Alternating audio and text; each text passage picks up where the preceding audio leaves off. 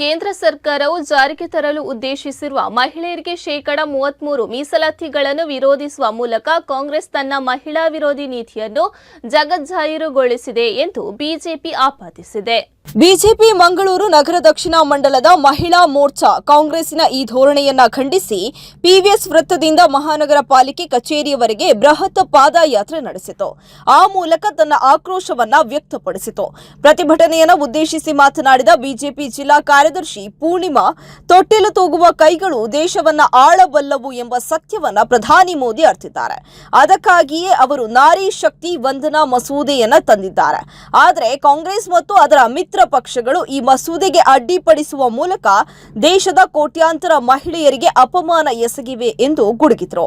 ಕರ್ನಾಟಕದಲ್ಲಿ 28 ಲೋಕಸಭಾ ಕ್ಷೇತ್ರಗಳ ಸದಸ್ಯ ಸ್ಥಾನಗಳನ್ನು 42ಕ್ಕೆ ಏರಿಸುವ ಮೂಲಕ ಮಹಿಳಾ ಪ್ರಾತಿನಿಧ್ಯವನ್ನ ಹೆಚ್ಚಿಸುವ ಐತಿಹಾಸಿಕ ಅವಕಾಶವಿತ್ತು. ಆದರೆ ಕಾಂಗ್ರೆಸ್ ಈ ಮಸೂದೆಯನ್ನ ತಡೆ ಹಿಡಿದು ಮಹಿಳೆಯರನ್ನ ರಾಜಕೀಯವಾಗಿ ಮೂಲೆ ಗುಂಪು ಮಾಡಲು ಸಂಚು ರೂಪಿಸಿದೆ. ಮೀಸಲಾತಿ ಸಿಗದಿರುವುದಕ್ಕೆ ಸಂಭ್ರಮಿಸುತ್ತಿರುವ ಕಾಂಗ್ರೆಸ್ನ ವಿಕೃತ ಮನಸ್ಥಿತಿಯನ್ನ ಜನತೆ ಗಮನಿಸುತ್ತಿದ್ದಾರೆ ಎಂದು ಪೂರ್ಣಿಮಾ ಅವರು ತೀಕ್ಷ್ಣವಾಗಿ ಟೀಕಿಸಿದರು. ಮಂಡಳದ ಮಹಿಳಾ ಮೋರ್ಚಾ ಅಧ್ಯಕ್ಷೆ ಪೂರ್ಣಿಮಾ ರಾವ್ ಮಾತನಾಡಿ, ಡಿಜಿಟಲ್ ಪೇಮೆಂಟ್, ತ್ರಿವಳಿ ತಲಾಖ್ ನಿಷೇಧ, ಸಮಾನ ನಾಗರಿಕ ಸಂಹಿತೆಯಂತಹ ದೇಶದ ಹಿತದೃಷ್ಟಿಯ ಪ್ರತಿಯೊಂದು ಸುಧಾರಣೆಗಳಿಗೂ ಅಡ್ಡಿಪಡಿಸುವುದೇ ಕಾಂಗ್ರೆಸ್ನ ಹುಟ್ಟುಗುಣವಾಗಿದೆ. ಈಗ 33% ಮಹಿಳಾ ಮೀಸಲಾತಿಗೂ ಅಡ್ಡಗಾಲು ಹಾಕುವ ಮೂಲಕ ತಾವು ಎಂದಿಗೂ ಮಹಿಳಾ ವಿರೋಧಿಗಳು ಎಂಬುದನ್ನು ಅವರು ಮತ್ತೊಮ್ಮೆ ಸಾಬೀತುಪಡಿಸಿದ್ದಾರೆ ಎಂದು ಆಕ್ರೋಶ ಹೊರಹಾಕಿದರು.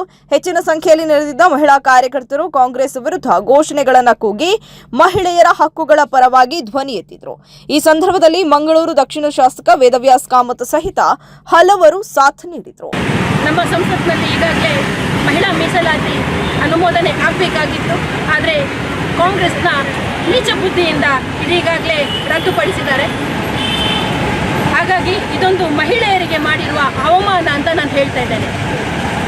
ಈಗಾಗಲೇ ನಾನು ಹೇಳುವುದು ಏನಂದರೆ, ತೊಟ್ಟಿಲು ತೂಗುವ ಕೈಗಳು ದೇಶವನ್ನು ಆಳಬಲ್ಲಲೆ ಅನ್ನೋದು ಬಹಳ ಚೆನ್ನಾಗಿ ಅದ್ಭುತವಾಗಿ ನಮ್ಮ ನರೇಂದ್ರ ಮೋದಿಜಿಯವರು ಅರ್ಥ ಮಾಡಿಸಿಕೊಂಡಿದ್ದಾರೆ.